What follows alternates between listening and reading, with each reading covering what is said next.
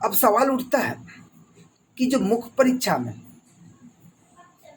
जो उत्तर लिखेंगे तो बिंदुओं में लिखेंगे या पैराग्राफ में, बिंदुओं में लिखेंगे या पैराग्राफ में। तो यह भी अधिकांश उम्मीदवारों की एक सामान्य जिज्ञासा है कि उन्हें उत्तर लेखन के अंतर्गत बिंदुओं का प्रयोग करना चाहिए या नहीं। वस्तुतः इस प्रश्न का उत्तर हाँ या नहीं में देना संभव नहीं है।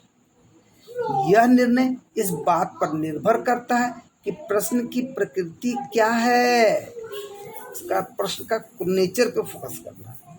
अगर प्रश्न की प्रकृति ऐसी है कि उसके उत्तर में विभिन्न तथ्यों या बिंदुओं को सूचीबद्ध किए जाने की आवश्यकता है तो निसंदेह उसमें बिंदुओं का प्रयोग किया जाना चाहिए। किंतु अगर प्रश्न की प्रकृति शुद्ध विश्लेषणात्मक है तो बिंदुओं के प्रयोग से बचना आवश्यक है। ऐसा उत्तर पैराग्राफ पद्धति के अनुसार लिखना ही ठीक रहता है। उदाहरण के तौर पर अगर यह प्रश्न पूछ लिया जाए कि भारतीय स्वतंत्रता आंदोलन के दौरान घटने वाली सबसे महत्वपूर्ण 5 घटनाएं कौन सी थी, तो इसके उत्तर में ध्यान दीजिए, अगर यह प्रश्न पूछ लिया जाता है कि भारतीय स्वतंत्रता आंदोलन के दौरान घटने वाली सबसे महत्वपूर्ण 5 घटनाएं कौन सी थी, तो इसके उत्तर में बिंदुओं का प्रयोग किया जाना चाहिए। एक छोटी सी भूमिका लिखने के बाद अभ्यर्थी को सीधे 1 से 5 तक बिंदु बनाकर एक तथ्य प्रस्तुत करते जाना चाहिए।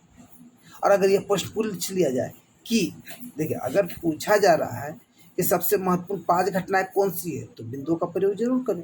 लेकिन अगर प्रश्न है कि जहां महात्मा गांधी जाति व्यवस्था की कुरीतियों पर कोई गंभीर चोट नहीं कर सके, वहीं डॉक्टर भीमराव अम्बेडकर ने जाति व्यवस्था के मूल पर प्रहार किया। ठीक, स्पष्ट कीजिए। इस प्रश्न की स्पष्ट अपेक्षा है कि उत्तर का पहला पेरा महात्मा गांधी के संबंध में, दूसरा अंबेडकर के संबंध में लिखा जाना चाहिए और दोनों ही पैराग्राफों में सिर्फ एक एक बिंदु की व्याख्या किए जाने की जरूरत है। ठीक है, स्पष्ट है कि ऐसे उत्तरों में बिंदुओं या शीर्षकों की भूमिका नहीं होती।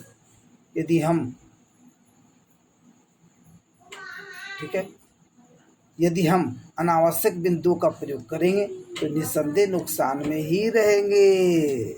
लेकिन जरूरत देंगे, लेकिन जरूरत नहीं है तो अनावश्यक बिंदु का प्रयोग नहीं करेंगे। ठीक है,